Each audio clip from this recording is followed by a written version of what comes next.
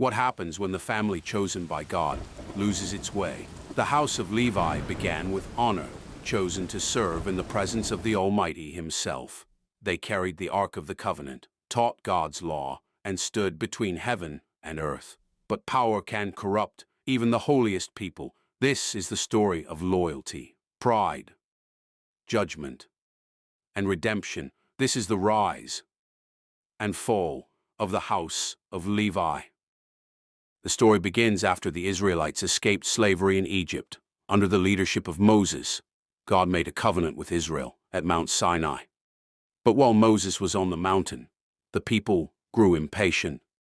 They built a golden calf and worshipped it. Israel had betrayed God only weeks after being rescued, but one tribe stood firm, the tribe of Levi. Moses cried out, "Who is on the Lord's side?" And the Levites answered. Because of their loyalty, God chose the descendants of Levi for a sacred purpose. They would become priests, guardians of worship, servants in the tabernacle. From that day forward, the house of Levi was set apart from all Israel. The Levites held one of the greatest honors in Israel. Only they could serve in God's sanctuary. Among them, the descendants of Aaron became the priests. They offered sacrifices for sin, blessed the people, and carried out holy ceremonies. Generation after generation, the Levites preserved the worship of God.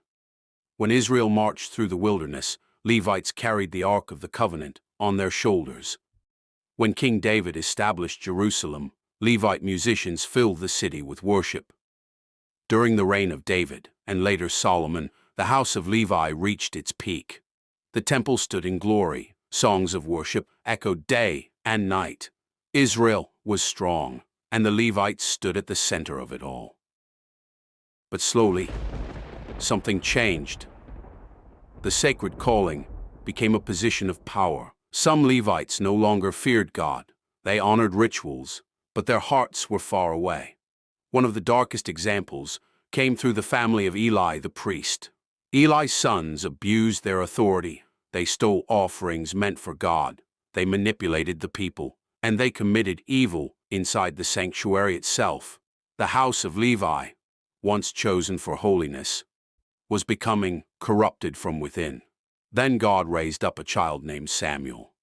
And through Samuel, God delivered a terrifying warning. Judgment was coming upon the house of Eli, because they had dishonored God. Israel believed the ark would guarantee victory against the Philistines, but God would not bless corruption. The battle ended in disaster. Thousands died. Eli's sons were killed, and the Ark of the Covenant was taken. When Eli heard the news, he collapsed and died. The fall of the house of Levi had begun.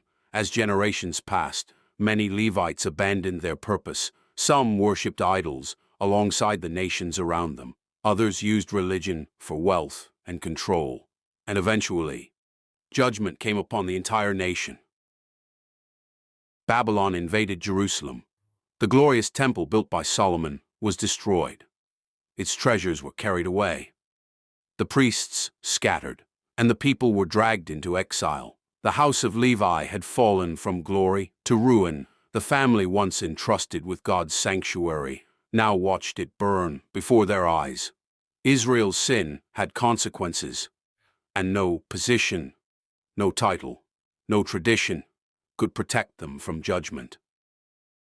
But God was not finished. After decades in exile, a remnant returned to Jerusalem, and once again, Levites helped rebuild the worship of God. Though the nation was broken, God's mercy remained. The story of Levi became a warning to every generation. Being chosen by God was not enough. They also needed faithful hearts. This story reminds us of a powerful truth. A holy calling means nothing without obedience. The Levites experienced God's glory, but many lost sight of the God they served. Yet even after judgment, God still offered restoration, because His mercy is greater than human failure. And perhaps that is the greatest lesson of all. No matter how far people fall, God can still rebuild what has been broken. If you enjoyed this video, subscribe for more animated Bible stories.